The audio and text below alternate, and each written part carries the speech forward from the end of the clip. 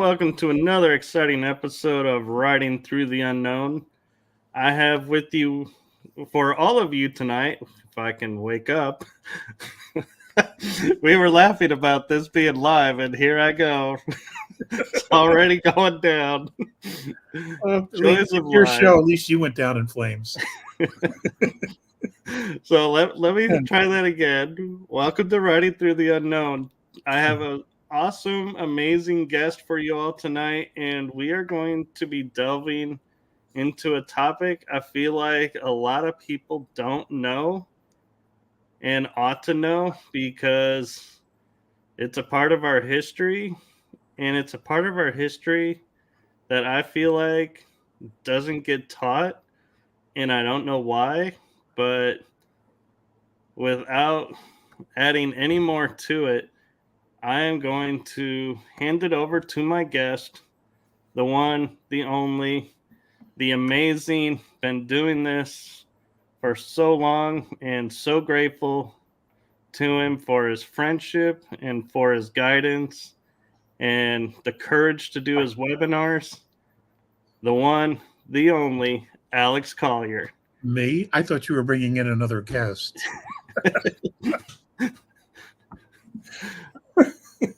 I don't think the web could hold another guest with you on. Oh, that's not. Thank you. Hey, your intro was awesome. I wish we had something like that. Well, my cousin did that for me. That was very cool. I liked it a lot. Ladies and gentlemen, I've known Michael for several years now. We drove to GSIC 1, and then he rode with me from Richardson, Texas to Orlando and then back. And it was we had some good times, good laughs, and he's an excellent driver, by the way. And his mom and dad or his late father were my best friends. Are my best friends. His mom is still alive, and she's one of my best friends. And so we're family, just so you know. And I'm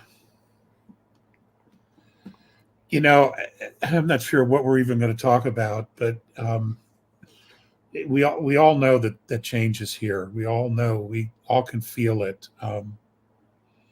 We can all sense this shift that's occurring, and it's extraordinary, really. And what makes it extraordinary is that we are going to be much deeper, more expanded physical and spiritual beings on this planet. And we will be as we continue to ride it into fourth and then into fifth. And it's really extraordinary to see people begin this process and go through this process, because every single person has a different journey.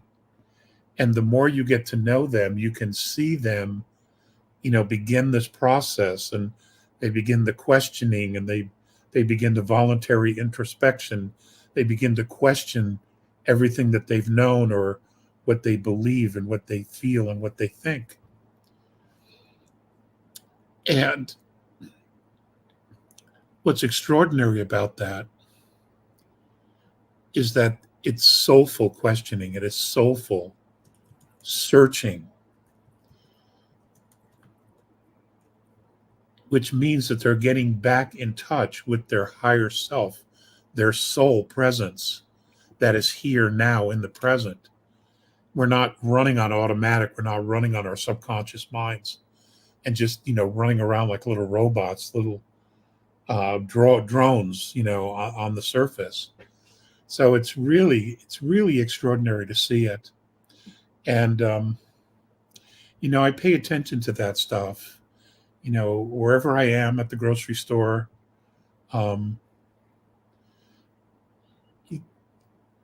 When I move into a grocery store, okay, or auto parts, I will stop at the door and I will just project myself. I want to know what's there, who's there, what does it feel like, what energy comes back to me. And I have walked out of places when the energy that came back was negative or dark. I was just like, I just go out the door. Um, because there's a lot of house cleaning going on. There is a lot of house cleaning. And what we want to do is we want to stay away or give distance to very, very dark energy. That's here. It's on the surface, but we want to give it some distance uh, because we don't want to entangle ourselves with it in any way. So you just move yourself out of that space, and maybe you do something else, and then you come back. Um, there's all kinds of things you can do. I've had this happen to me once or twice at a grocery store. And what I'll do is I'll figure out where it is, where did it come from, and let's say it came from the frozen food department or the produce. Well, then what I'll do is I'll work this end of the store, and I'll pick stuff up, and I will really slowly take my time until I get to that side, and usually by then that energy has moved either out the store or to another section, and I just work around it, you know get my stuff, and then I leave. Um,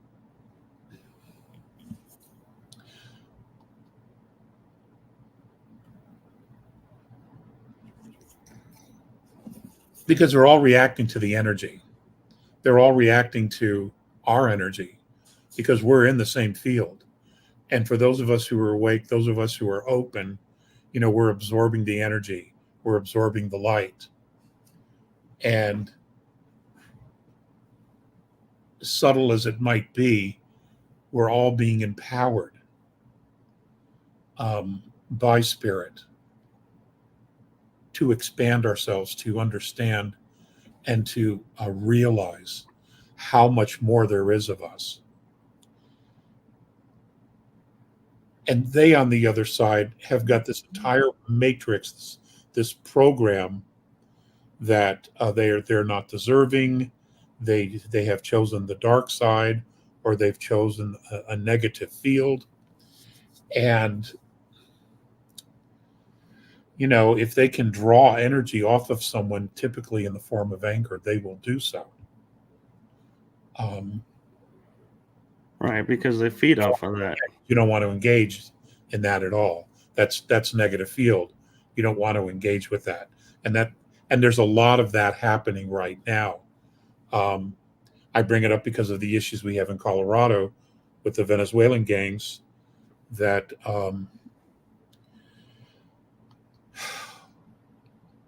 that the knuckleheads brought in here. Now, I'm all for legal immigration. I'm all for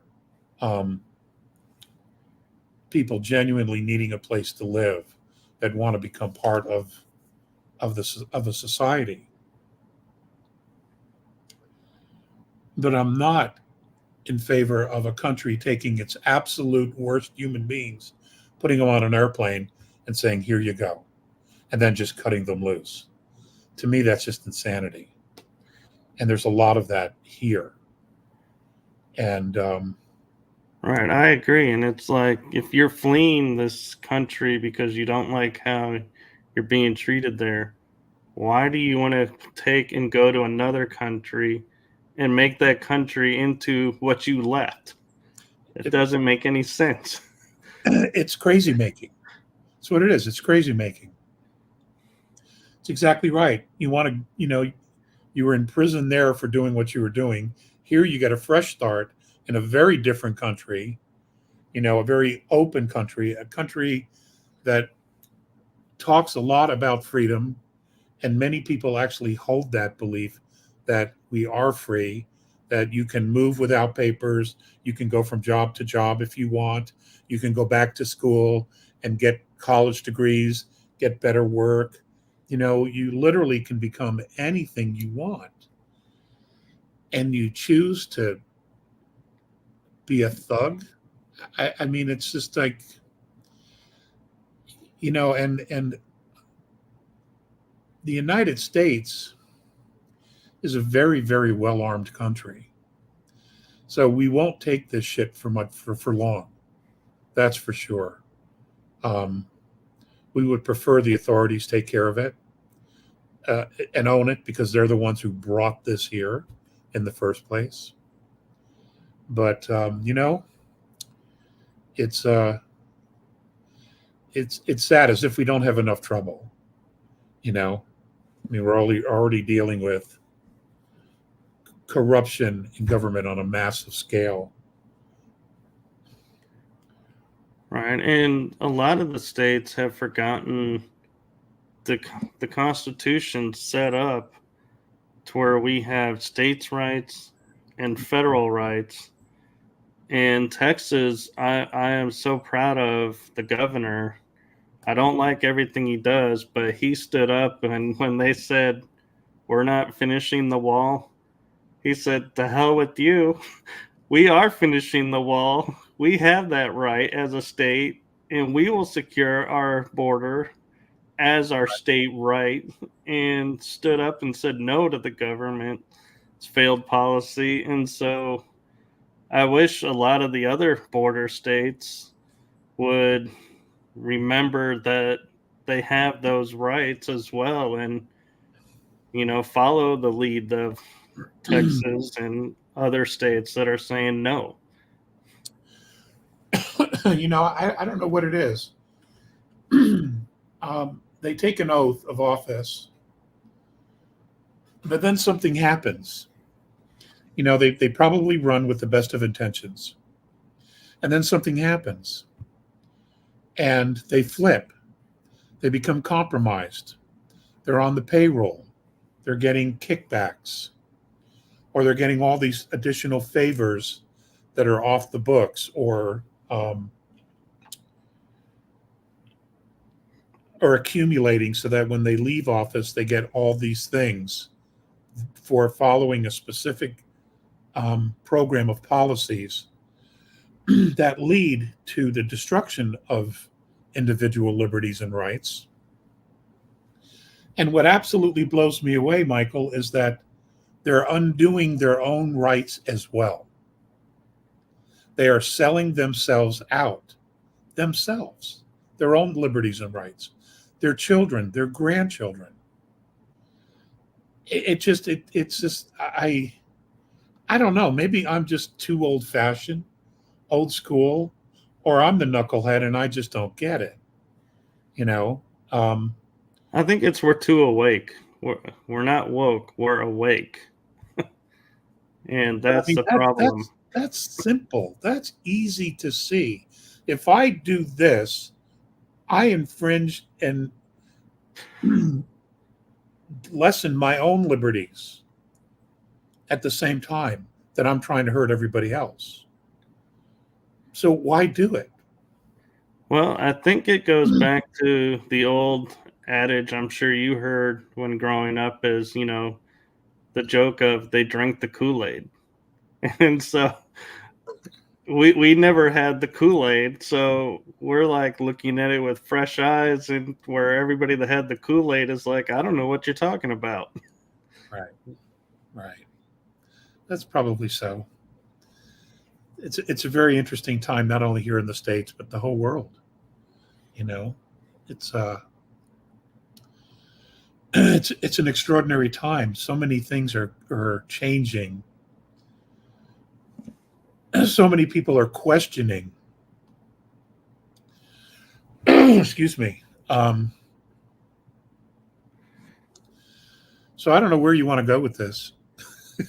Well, So in full throw me a line here. transparency, we were talking on the phone, and I had mentioned to you how you always light up and love to talk about George Washington and all the stuff about him that nobody knows. And then you were like, oh, and there's a correlation to Abraham Lincoln. And I was like, really? So if you want to start with Washington and share some of the history that you learned of him, because I don't think a lot of people even realize he was British trained, and he wasn't a very good soldier, but when times were tough as a soldier, he was able to pull through. And I think that's where his leadership skill kicked in. Well, he made mistakes. He was young. And his older brother was very accomplished, but he died. And what happened was George was left the farms and the plantations when he was very young. And he didn't want to be working the homestead the whole time. There were a lot of things he wanted to do, so he learned and trained himself to be a surveyor, because he understood that, you know, there was no way that most of the colonists could be extremely wealthy just with money. You had to have land. And he was very interested in purchasing land. And over the years, he had accomplished doing that, going west through the Appalachians into the Ohio Valley. He knew that area very, very well. And then he was given a commission with the British. Well, he wasn't with the British regulars ever. No, but I think he was with the militia. With a militia that was led by British officers. The Virginia militia, if I remember correctly. Exactly. And then he cut his teeth. He made some mistakes. He actually started, because of a decision he made, he started the French and Indian War. That was totally on him. But, you know, he made up for it later on. He found himself as an officer with another British general, and they walked into an ambush. I believe that they were Hurons. They walked into an ambush, and the general was killed, and the only officer that was left was Washington. And he went into the mode. You know, he didn't think about it. He just did it. And he rallied everybody together, and he was able to get everybody in a retreat, and they were protecting their flank as they were retreating. And he saved about 1,000 men. They lost 1,000, a little over 1,000. But he was able to save the regiment, at least what he could of the regiment. And they were very impressed. The soldiers were very impressed in how he did it, because he didn't run to the flank.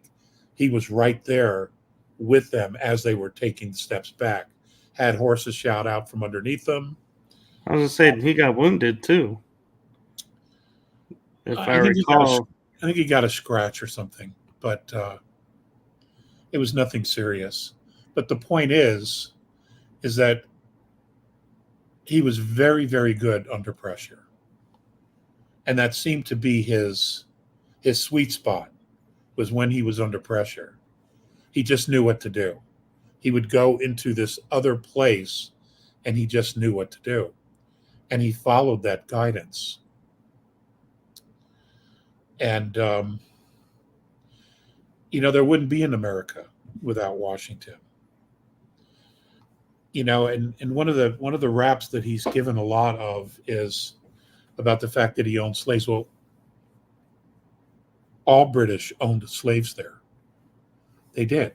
In fact, many of the colonists technically were slaves, because in order to pay for their ride overseas, they had to work for these companies for several years in order to pay for their fare.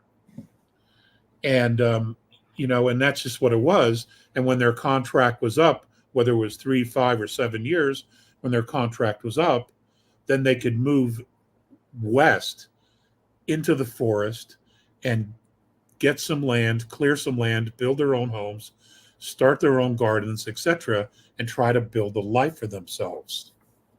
My brain's not working very good today. uh, so it was a form of servitude. Well, and one of the things that was unique about George was also is on his deathbed, he signed a piece of paper that all his slaves were set free. He wanted to do it earlier. He wanted to do it during the Revolutionary War, but British law prohibited it. Right. And they were still under British law. So it prohibited them just releasing their slaves because they were a commodity. Now, this is the parts of history that have just been erased or written out of the textbooks. All the founding fathers wanted to do it. And after they signed the Constitution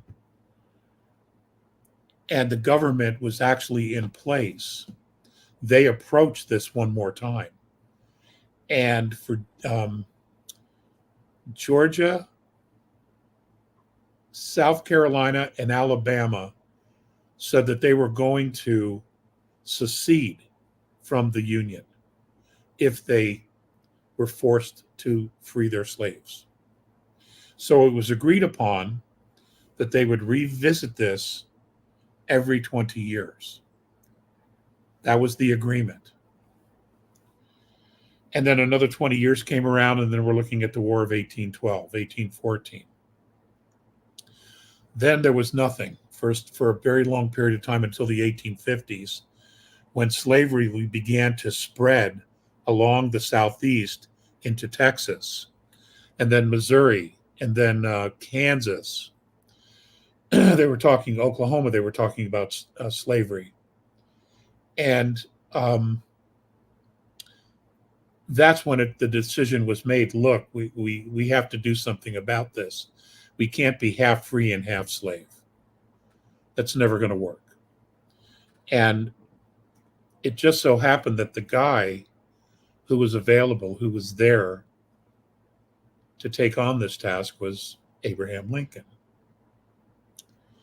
He didn't necessarily, when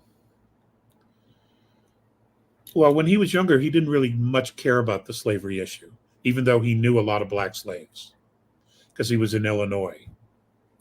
He would see them on the barges going up and down the Mississippi. He'd see them being sold. He saw them being completely mistreated. And all of that. But when he became president, he realized that this was a much, much bigger issue.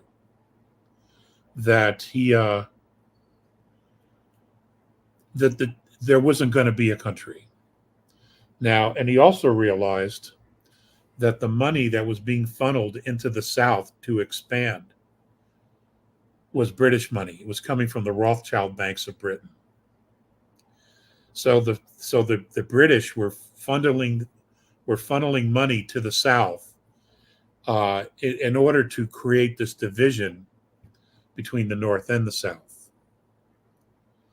And I don't know that the British bankers ever really thought that the North would say, okay, that's it, we're done, we've had enough, and they decided that they were going to stop this. They were going to take an action to end slavery, or at least the expansion of slavery. Well, it turned out that because of all the money involved in owning slaves, that they had to just end slavery. There wasn't going to be a compromise, ever. So, and Lincoln talked a lot about the founding fathers and how cruel slavery was. And, slavery was known all over the world, even then. And still, in fact, we still have it now. We have it in China. We have it in Asia. We have it. We have slave markets in Morocco to this day. And it isn't just black. It's all shades of color that are being sold. And I don't hear anybody bitching about that, you know. Um, so we still have a lot of issues here. It's just like so many things, so many other things. There's this narrative that's covering all of these dark secrets, and they have us all conditioned to just look at the narrative, follow the narrative. Whether it's TV or movies or music, whatever it is, they've figured out a way to really keep us distracted because we don't see these little things that have been going on: child trafficking, human trafficking, organ harvesting, uh, slavery, uh, narcotics, drugs, all these things.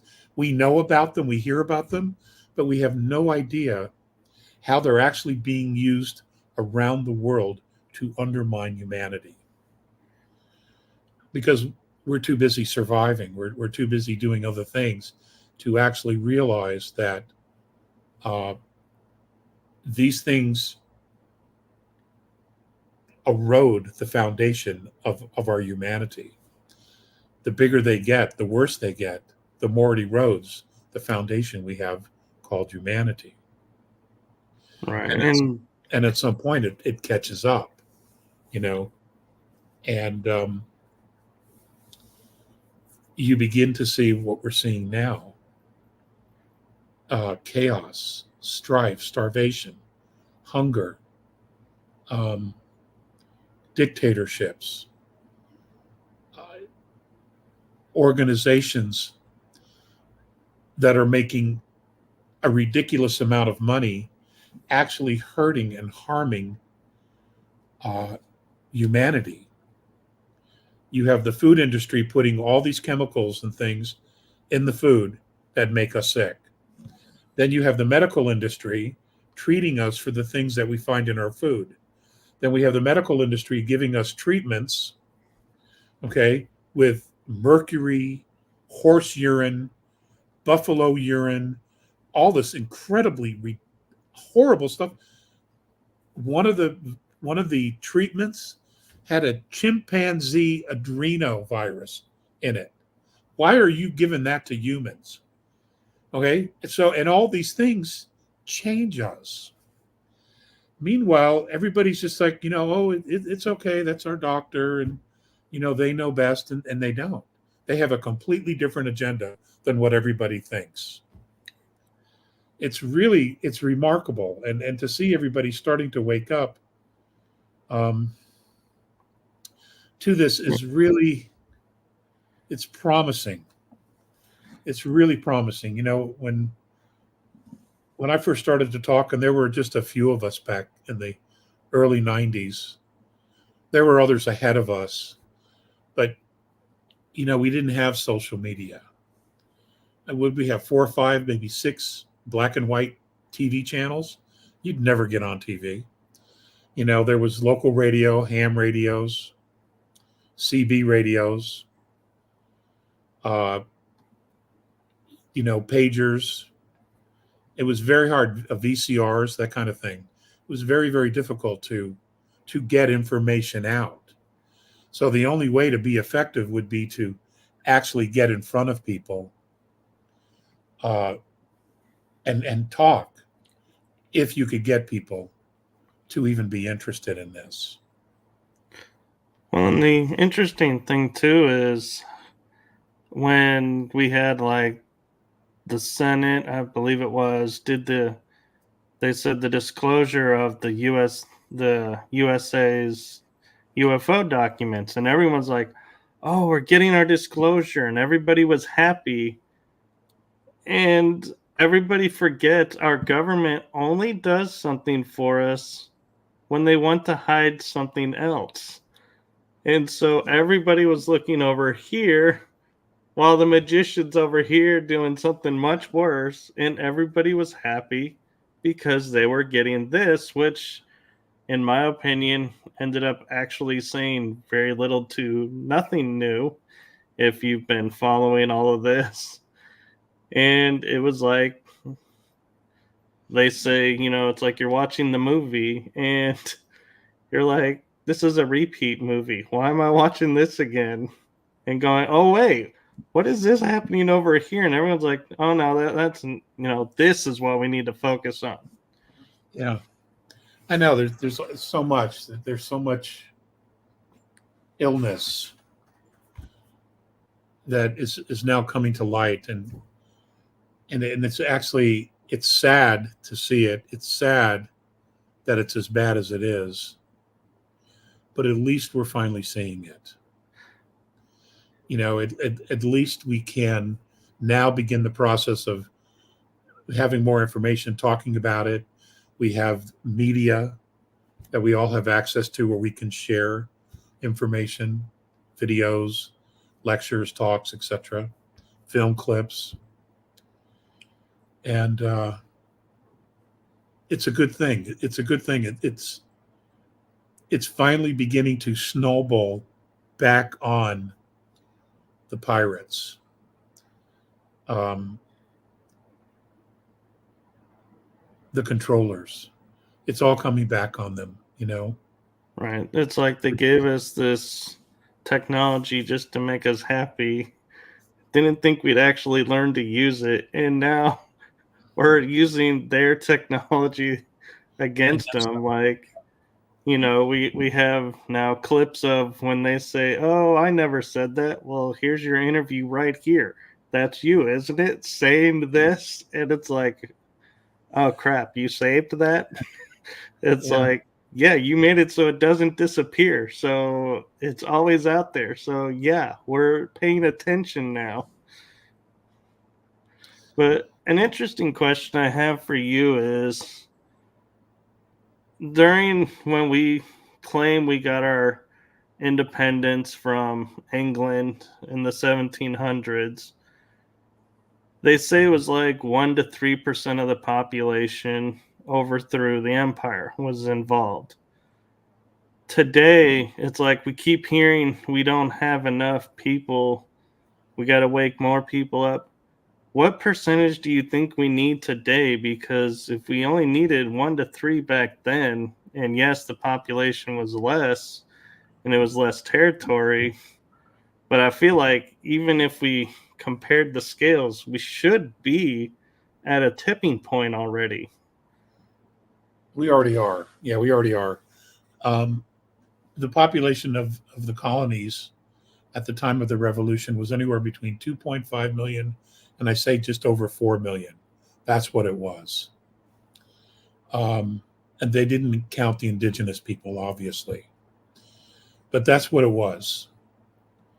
And yeah, it was roughly a very small percentage, but that small percentage were true believers, and they devoted themselves to the cause of an independent nation, a constitutional republic. And it's interesting, the first Declaration of Independence, or the idea of the Declaration of Independence, the ideas in the Declaration of Independence, were not written by Jefferson. There was a group of Irishmen in, I believe it was Tennessee, that wrote the very first document declaring their freedom from Britain. Oh my God, it just slips my mind right here at the moment. But it started the fire. Okay, that lit the bush. Jefferson lit the forest on fire, and then Thomas Paine made it clearly obvious to everybody with his writings. How can an island control a continent? Right. That was the big one. And he was very deliberate in pointing out the sins of the monarchies. And because so many people were indentured servitude, they were just trying to live, fight the winters and disease, excuse me, in order to get through their years of indentured servitude so that they could be free and go into the wilderness and start their own. So, they forgot about it, didn't pay attention to it. And, what a lot of people don't realize or just fail to remember is that our government, the original Constitution, was designed for the people to rule. The government was subservient to the will of the people. It's the only one that's ever been like that. That has never happened in human history before.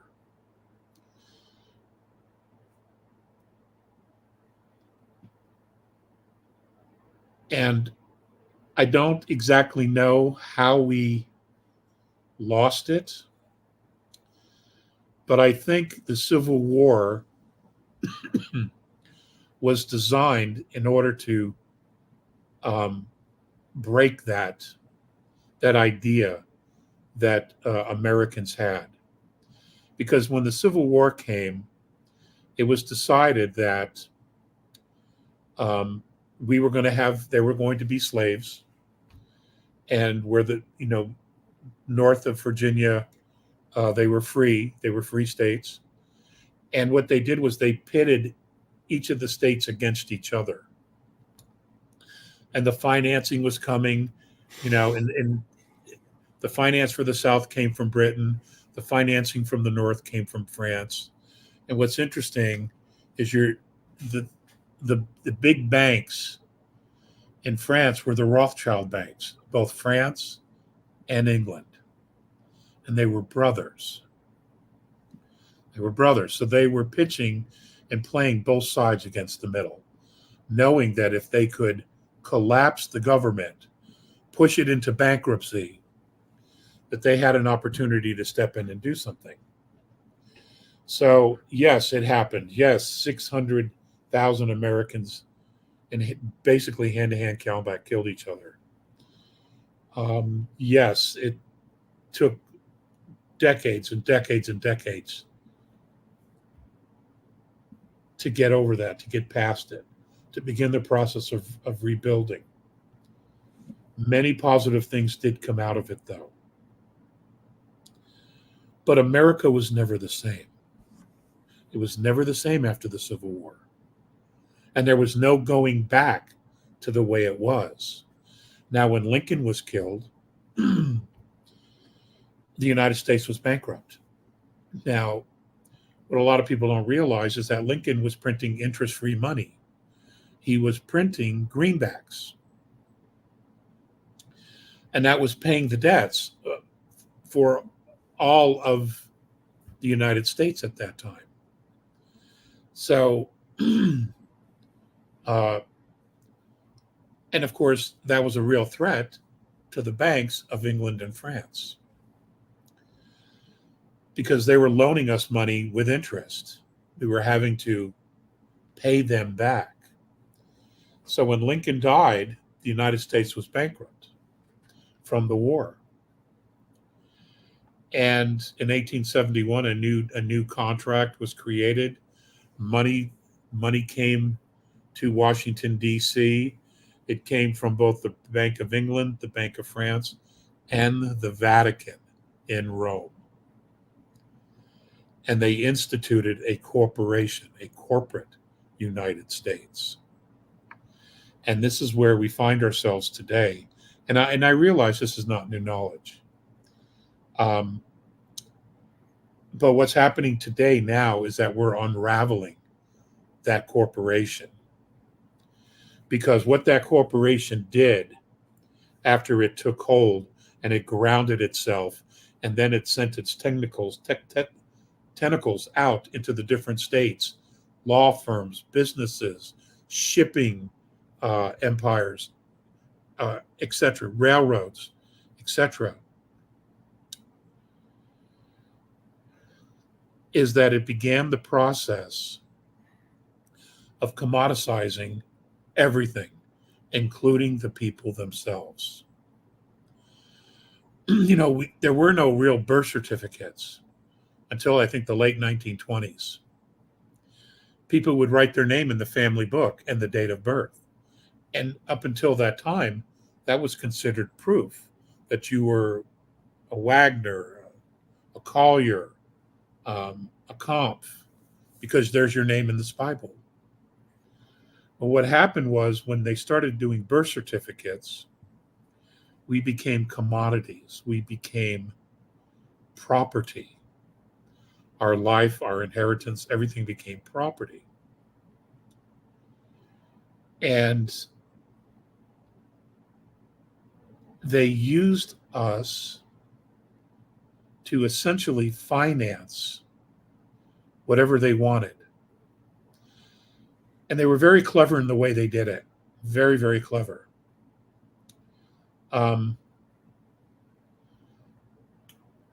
Now, what's interesting about that, and I want to move to this just for a minute. I'm still researching cryptos, but there's a lot of talk, a lot of chatter about digitizing everything as a commodity. Our homes, our cars, our motorcycles. They want everything to be registered. And I'm watching this because I'm not exactly sure if people see this. It's like it's not the same old system because we found out about that, we've discovered that. But now this is a new system that has many possibilities to create a lot of wealth for everyone, end starvation. But at the same time, who ultimately owes those digital commodities? Do we? Does a bank? Does the government? Does the treasury? Does the crown? Who actually owns?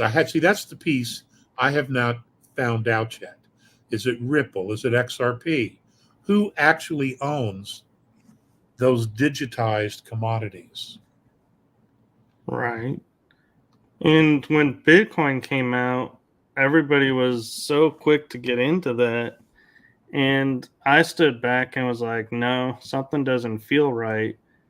And when I was talking to someone about it, they said, yeah. So Bitcoin, you're given this long, excessively long code, and you're supposed to lock that in a safe.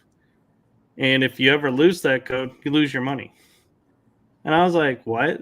And he goes, yeah, this code, you get it one time, and that's the only way you can access that money. And so then I was like, I started thinking, well, if I lost that, who has that money? Because I can't get it. Because there's no way, I think it was like a 40 character at least code. And I'm like, there's no way you could even sit there and go, oh, and accidentally stumble on it and go, that's what it was. And so, yeah, I've always been like, no way, I'm not getting into crypto because I had that worry in the back of my head of that guy that was nice enough to say, if you lose this code, you lose your money. You have Well, no proof it's yours. yeah, I'm not against crypto per se.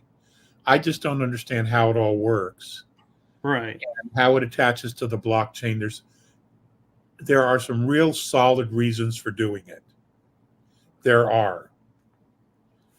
But we don't know enough about the back end of this entire process. And the people who do know are currently under NDAs. Right. It's like if you remember the movie Patriot with Mel Gibson, Yeah. where he stands up before they really started the war and he goes, tell me, why should I trade one tyrant For another. 3,000 miles away for 1,000 tyrants 1 mile away?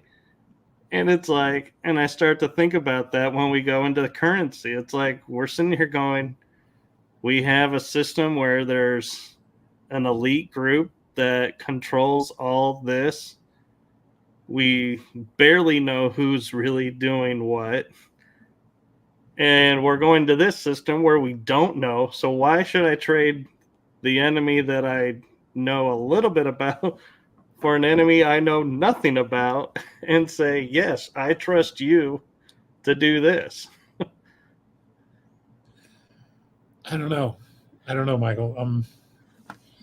I have to admit that, even though I have all these questions, I'm extremely optimistic about the change and about the future,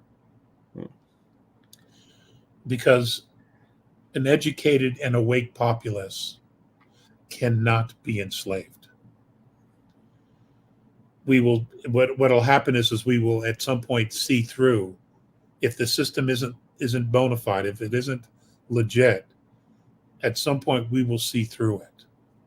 And because I don't know that we're ever going to go to sleep again after all this is said and done. I Right. just don't see us going back to sleep. I don't see them putting us to sleep. Um, and the A's have said that this would be absolutely the last financial system we would need, that we would be using. So, that's something. That means that we move on to where the real value is us ourselves, and it's recognized by everyone. Right. And one of the things I find funny is everybody goes, we want the Star Trek utopia where there is no currency. And I actually was watching an episode the other day and I was like, wait a minute, there is a currency in Star Trek. The gold press latinum that everybody is wanting. I'm like, that's currency. So when we say, oh, we want the Star Trek future where there's no currency, I'm like, there actually is a currency there. It's not a system where every month we go, okay, here's your paycheck for doing your job on the ship. Thank you. Yeah, it is. It's a crazy system. It is. Um, I mean, the ultimate question, the ultimate currency is time, because whatever time we spend that we use, we can never get back. So, in my mind, that's always been the ultimate currency, is our time, because we have a lifespan,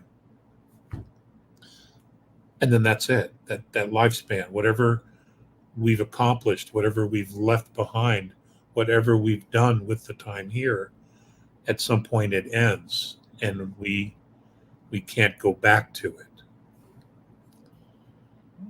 The other is, a very simple idea that was dumped on me, which has kept me up nights for decades, is, why do you have to pay to live on a planet you were born on? I have to say, when you mentioned that, I actually have used that on interviews and saying, and they say, well, what future are you looking for? I'm like, well, let's just look at the fact of we don't go out into space. Like, we're not allowed to go out in mass numbers because we're the only culture that pays to live on the planet we live on willingly. And no other, no star beings, nobody else understands this. And it's like, yeah, I can see why they would be like, yeah, let's put a shield on this planet to keep that there because we don't need that out here. Let's tuck them away because we don't want to give anybody else the idea. Yeah. Oh my God. But I love when you said that. And I was like, I've used that. And I thank you for that because, yeah, it's a great way of waking people up and going, yes, you realize you're born, you go to work, you die, paying to live on a planet you naturally were born on. You weren't created here, so you don't owe anybody anything. You you had a sovereign divine right to be here, and you decided, okay, here's my check to be here. Right. And it's just like, well, who are you paying? Who are we paying? And why are we paying them? You know? And what's interesting is that when you really break it down, the wealth eventually goes to the same people who are um, creating the wealth out of thin air. And that's these bloodlines, these very specific bloodlines that go back um, to ancient races that were not originally indigenous to the earth. It's really quite fascinating. So we're paying rent. Essentially, humanity is paying rent for being here. Right. You know, so Which it's begs the a good question. gig. I mean, it's a great gig if you can do it. You know, Yeah. and they did. They sold it well. They sold it well. Yeah, I'm wondering, now I got to start to Anybody think, listening? Is anybody listening to this? oh yeah. Oh my God. Okay. We had no script, folks. We had no script here. We're just winging this more or less.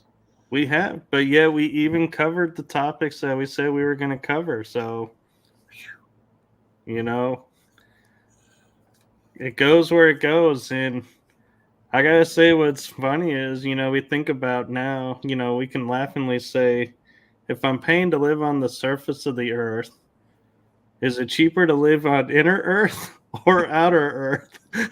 Yeah. And how do I move there? Can I upgrade my accommodations? You know, what will that cost me? Oh my God. So, It's nuts.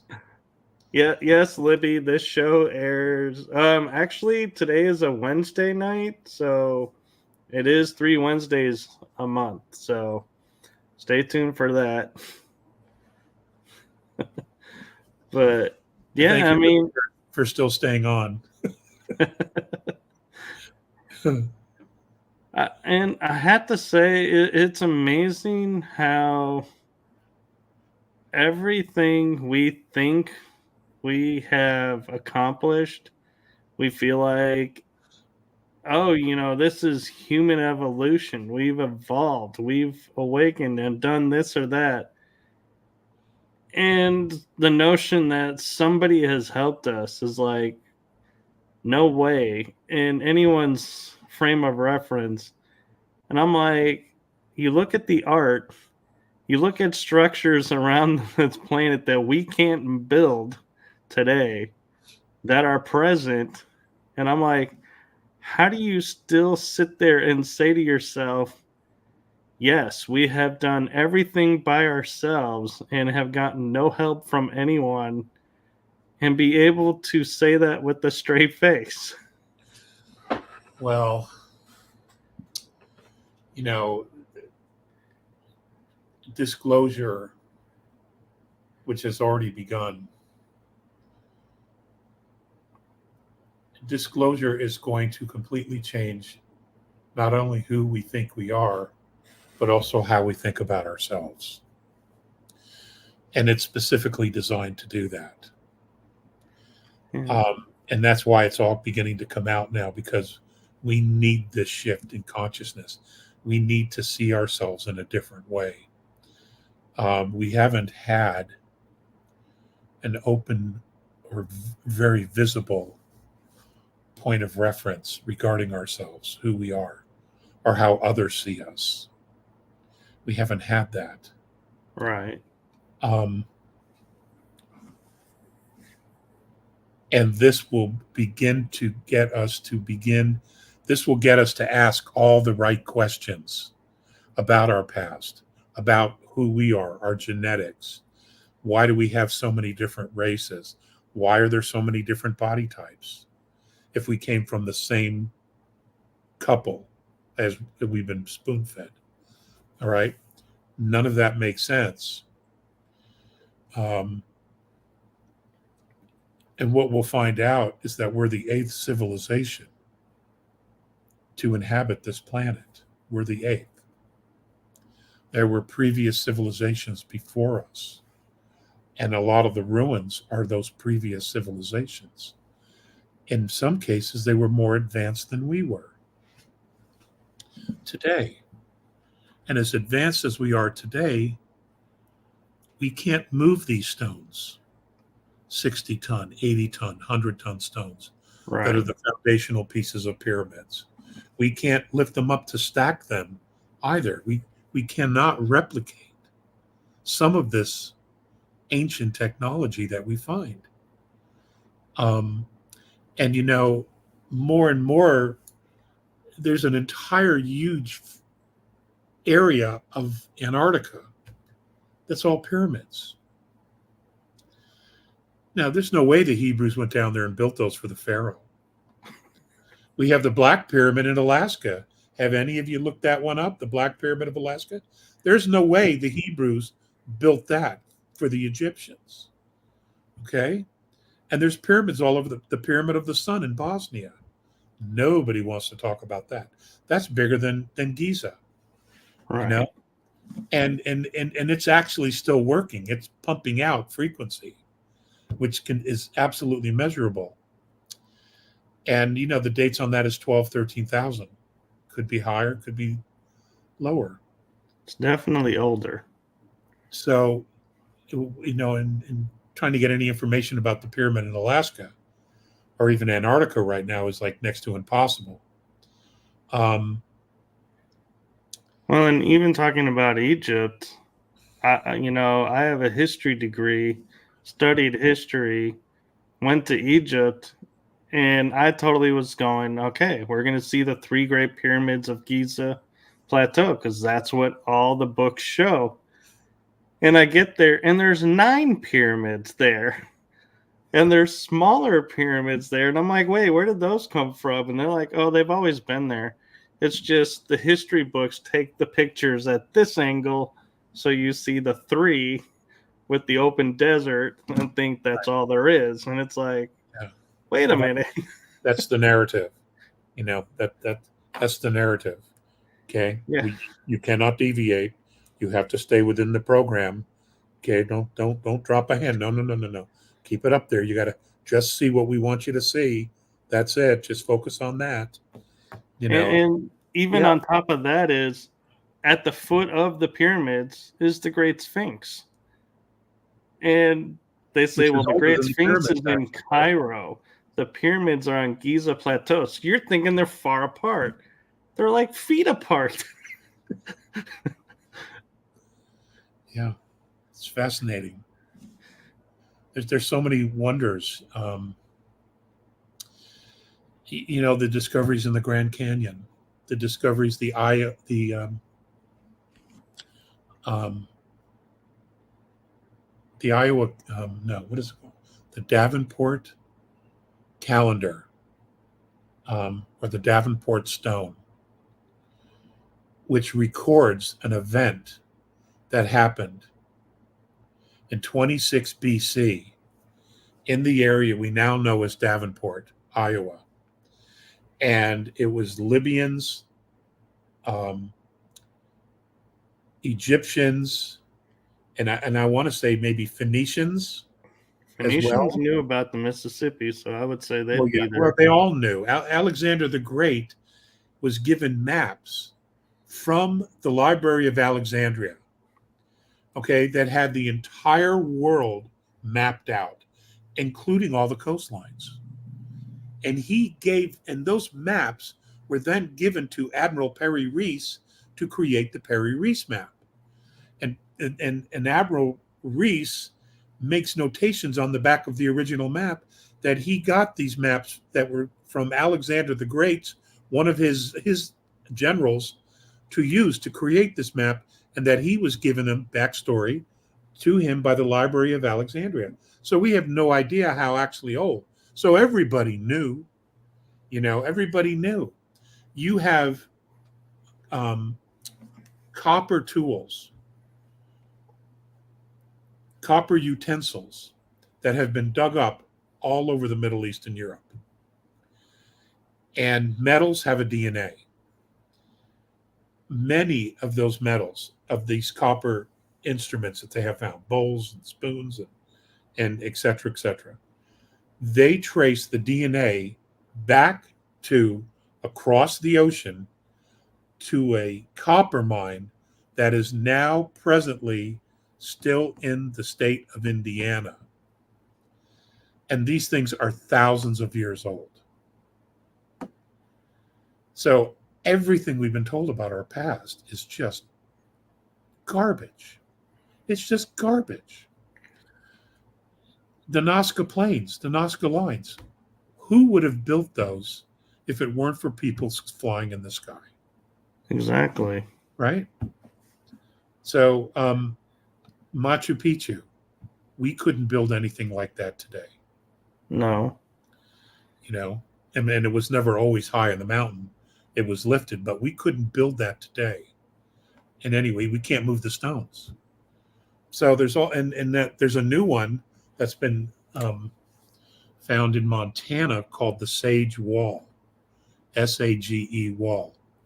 So for those of you that have interest in history or archaeology, you might want to take a look at that. They cannot explain that puppy at all, you know, because it's completely out of place. And then there's other walls in Eastern Europe and Russia. There are similar walls, and nobody can explain why they're there or who built them. They obviously came from previous civilizations because there's no record of them at all whatsoever. But yet there it is. What's interesting is the one in Montana, it's magnetic. The stones are magnetic. You can put metal on it and it will connect to the rock, to the granite. They have no explanation for it. You know, it's interesting you bring that up because near us is a city called Rockwall. I've heard of it.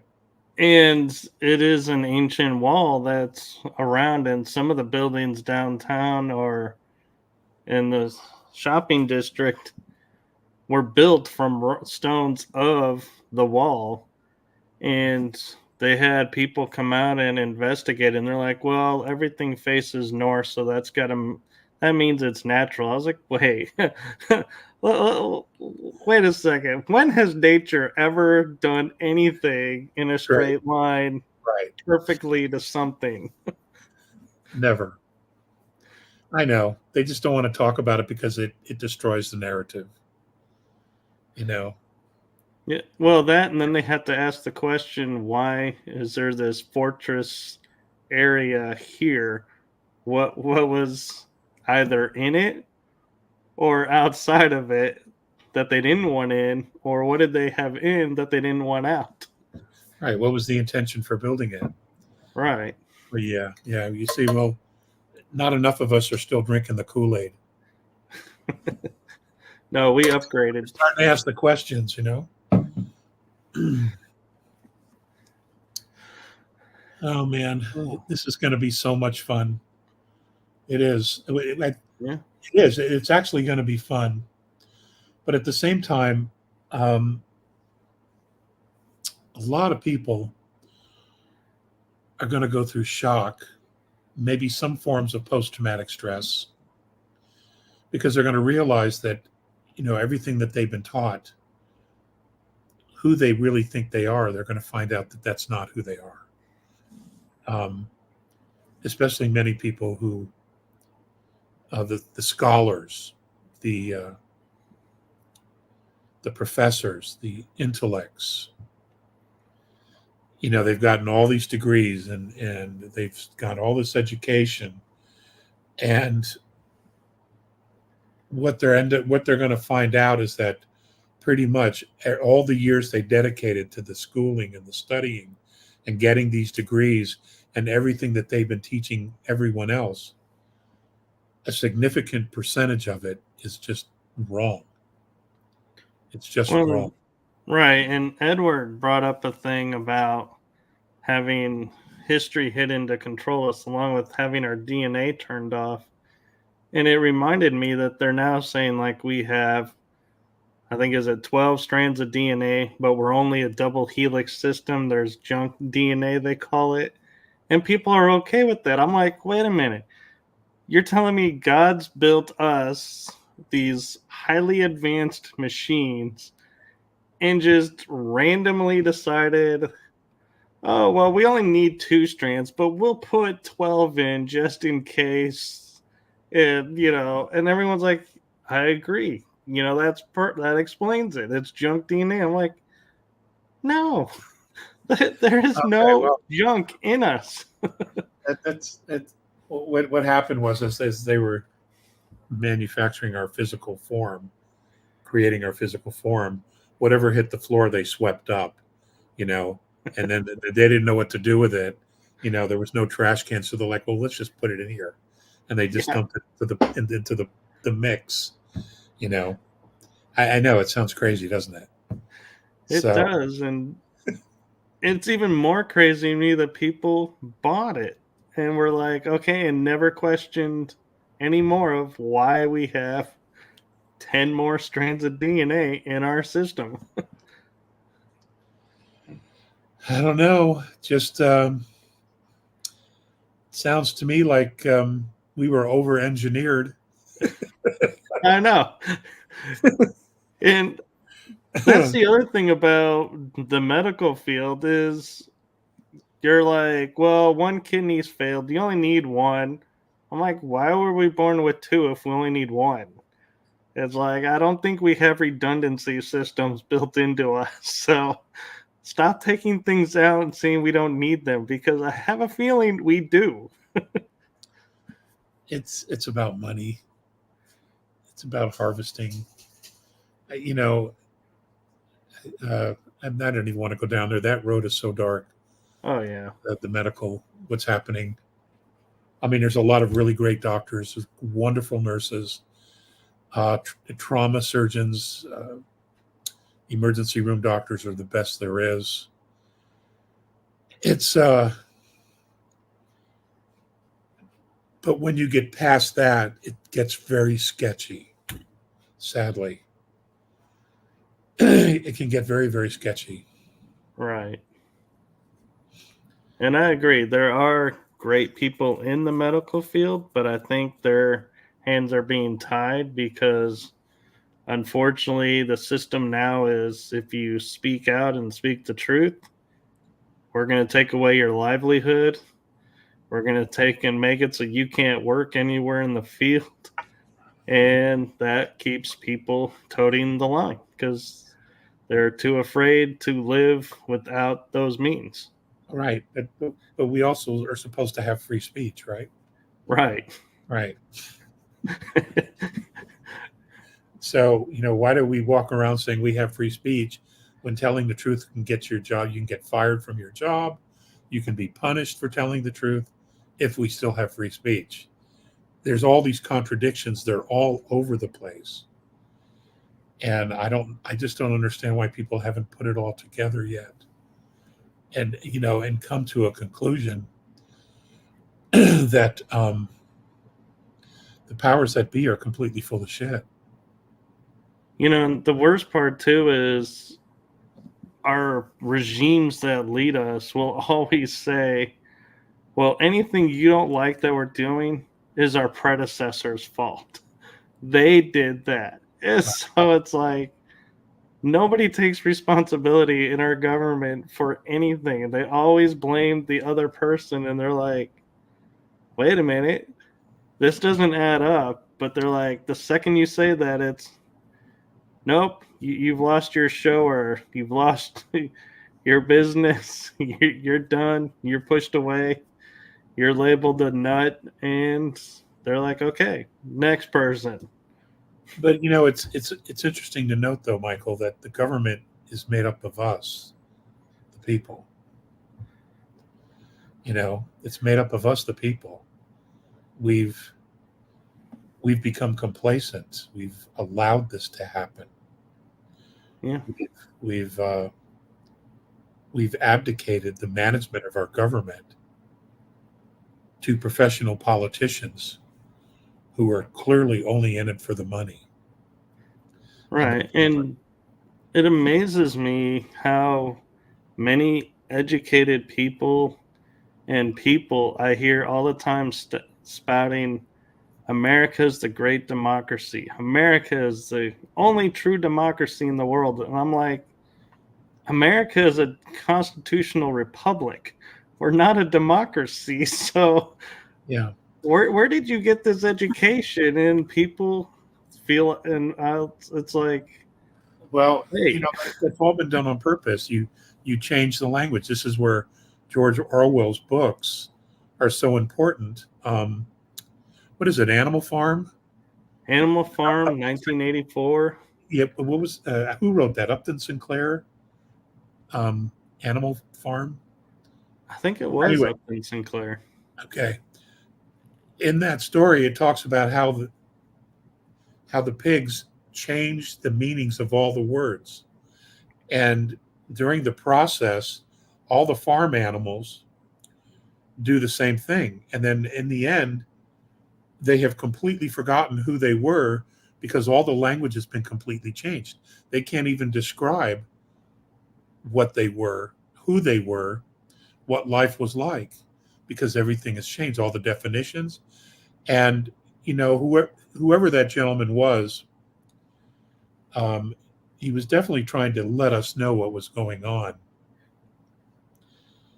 And but a lot of us missed it.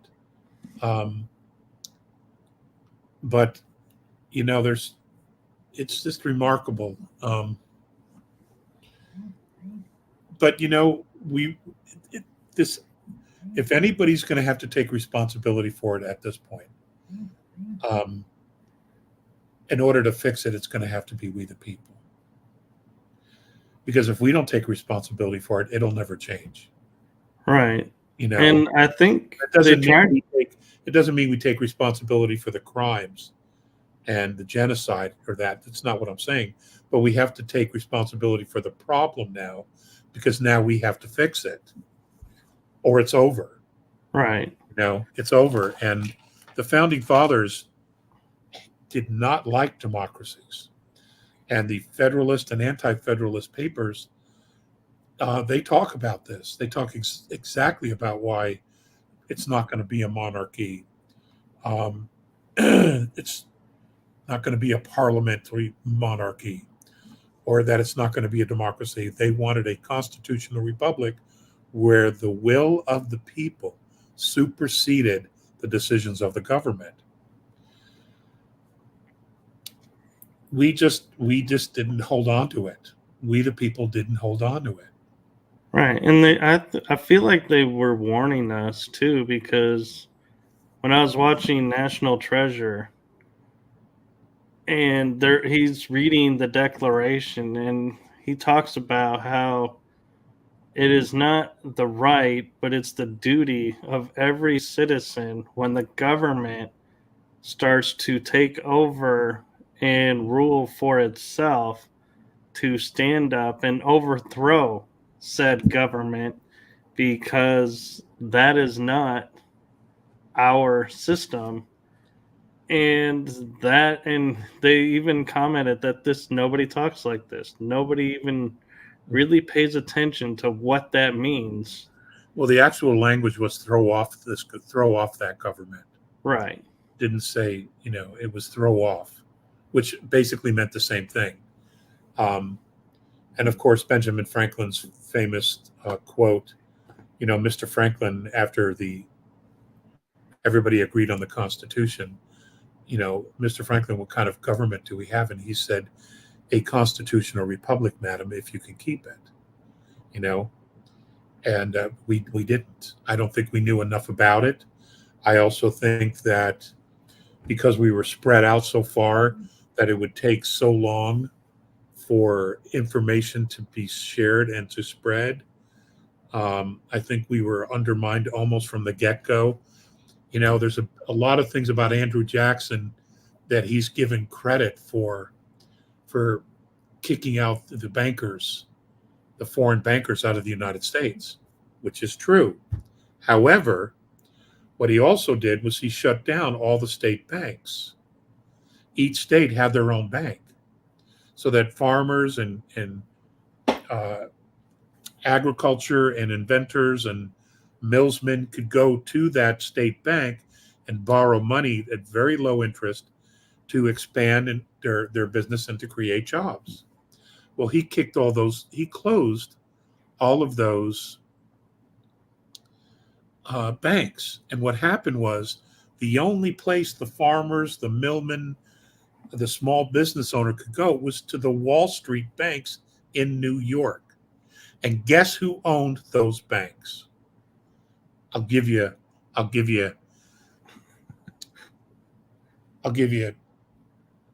three guesses, and we won't count the first two. Who owned those banks? I have a feeling it starts with an R and ends with a D. They were owned by Europeans. That's where all the money was. It was the Europeans, because we were a brand new country. And we were still working out the money. We were still trying to pay off debts from the Revolutionary War. So, and expand. So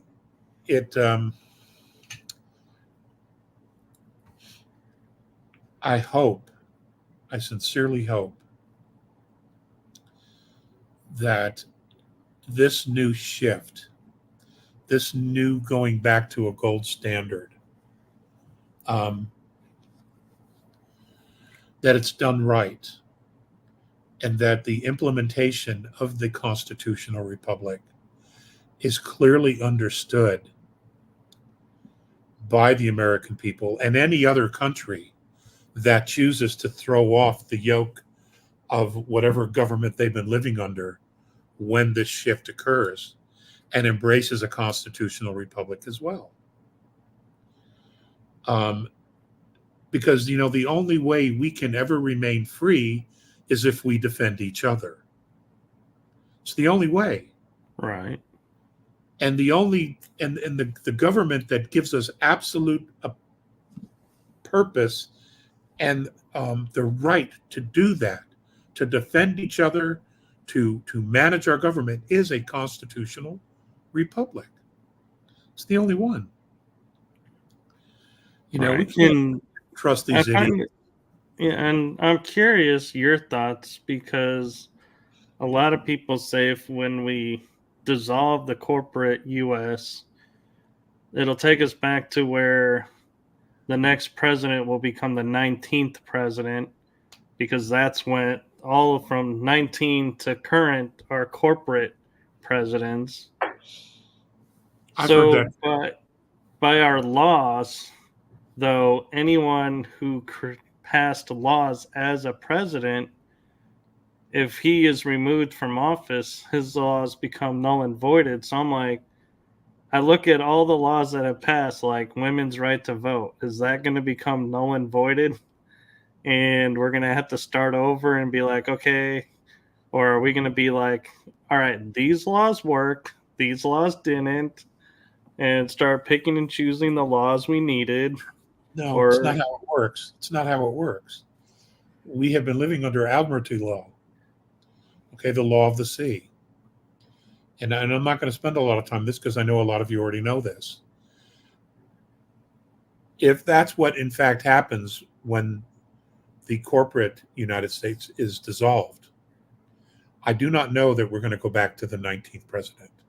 I don't know if that's actually what we're going to do.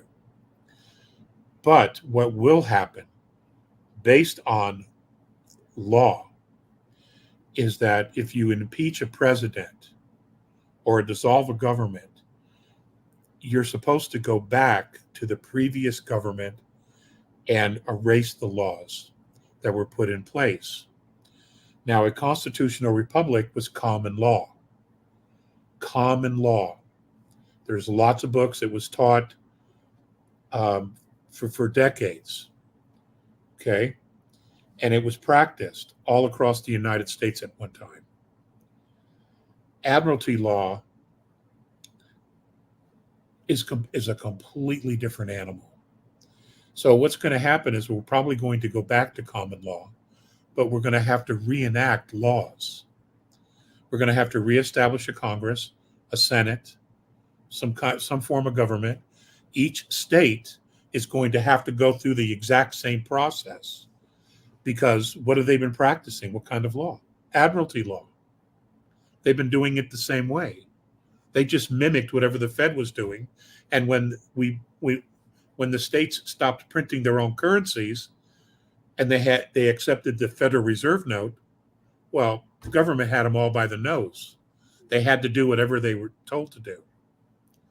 And they just implemented those same systems. All those systems have to go or be radically changed to actually service the people, the residents of the United States. It's a huge undertaking. There is a lot to do. But the first thing that has to be done is to stabilize a nation's economy. All the states and these nations around the world, they have to stabilize their economies so that people can eat and survive. And then what you do is you gradually begin the process.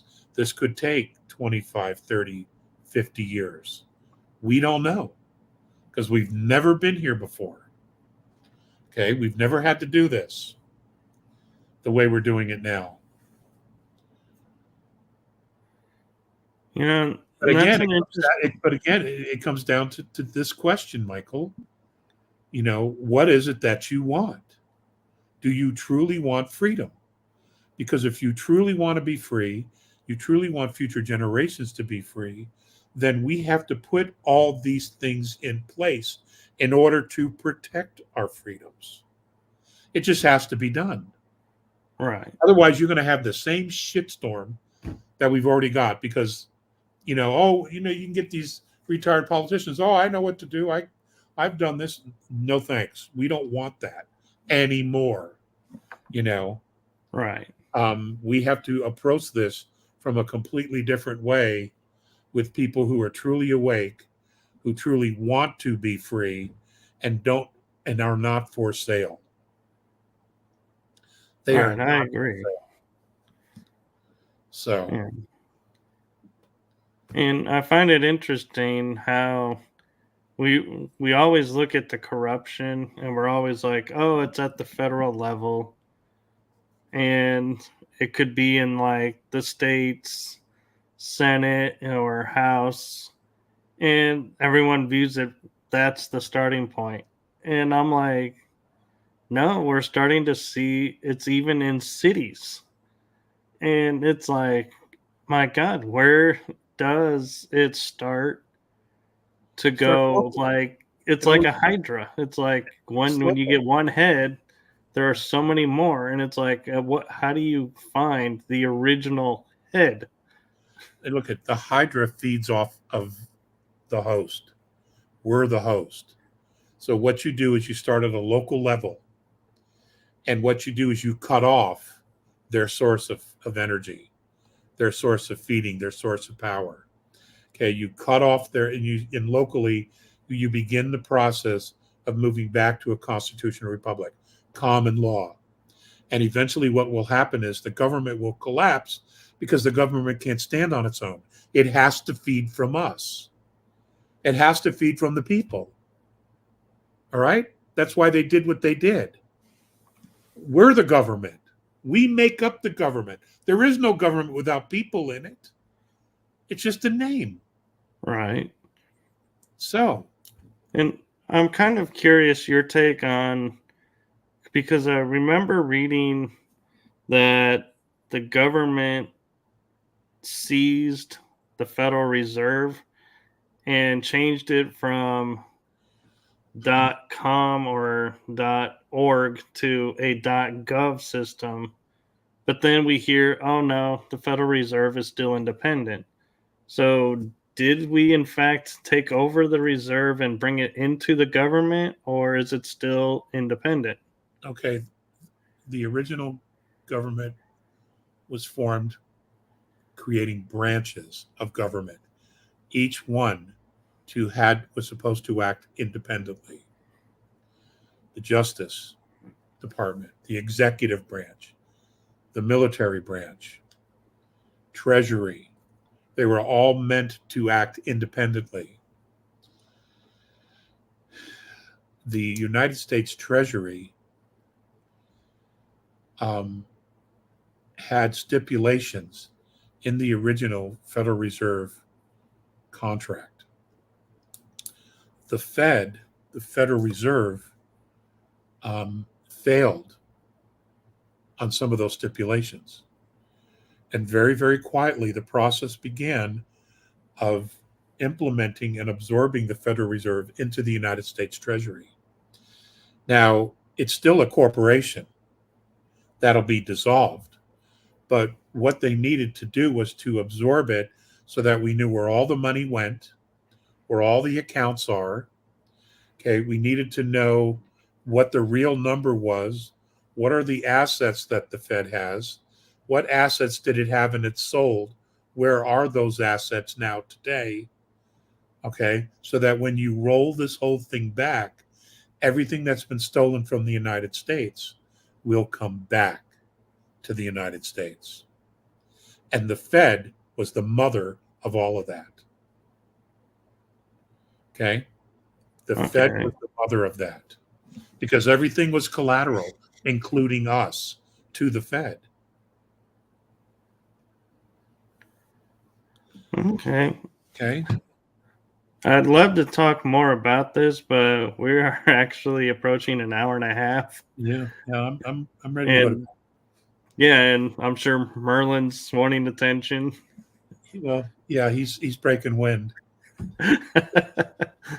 So, real quick, what is coming up for Alex Collier? And do you want to promote your webinars? I have a webinar this Friday. We do one every Friday. We do have a special one coming up, though. That's going to be October 15th. And you guys are hearing it first. I'm going to be interviewing David Icke on October 15th, which is a Tuesday, because that's the only time slot he has available. And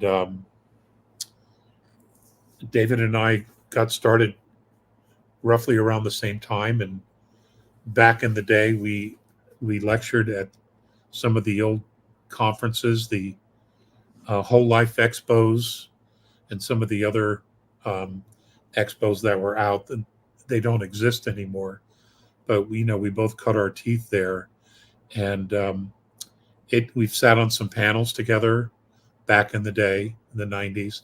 So this will be fun, not so much to reminisce, but to share notes and have a really good chin waggle about everything that's going on today. So, and he's a fascinating man. He has done so much to contribute to the awakening of not only Europe but United States as well. Hell, he was so good he got banned from Canada. My hats off to you, David. I know that's hard to do. So anyway, so that's October 15th. Hopefully y'all can make it. We'd love to see you there. Anyway, so that's what we have, and we have George Lewis coming up as well, and working on some other folks too. So it's a process, and we're all in this together, ladies and gentlemen. We are, and we all have to look out for each other. Whether we know each other or not, we still have to look out for each other. Because we've nearly lost our country, we've nearly lost our civilization, and we nearly lost our lives because these guys, these beings who chose to write laws like Agenda 21, Agenda 2030, Agenda 2050, where they literally were going to genocide 95% of the planet. That's us. We just don't let that go. We just never, ever let that go. So we have no choice but to defend each other and watch out for each other, because these people are certifiably crazy. So, Michael, thank you so much for having me on your show again, and I hope I don't hurt your ratings. Oh, actually, I've been watching, and You I don't know you often you don't need wonder, to and you don't need to go there. Um, no, and I get a lot of compliments for you. A oh, lot of people enjoy hearing you talk. I must be the only one who doesn't.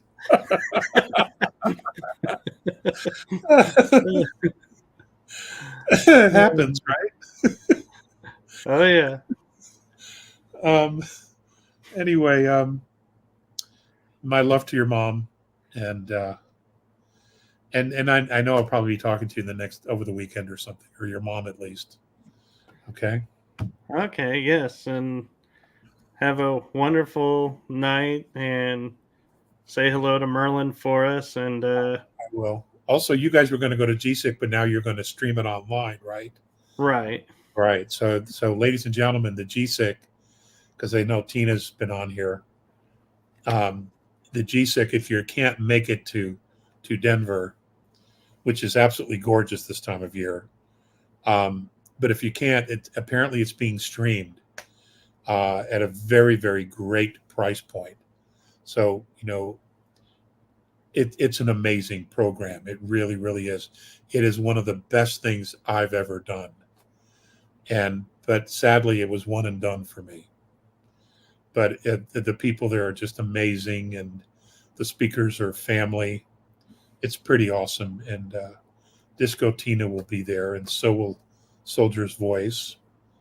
They're two incredible women who are fighting for everybody as well. So, okay, that's my speechifying for today. All right, and Disco Tina's even throwing out there it's $3.99 for 3 days of GSIC all speakers.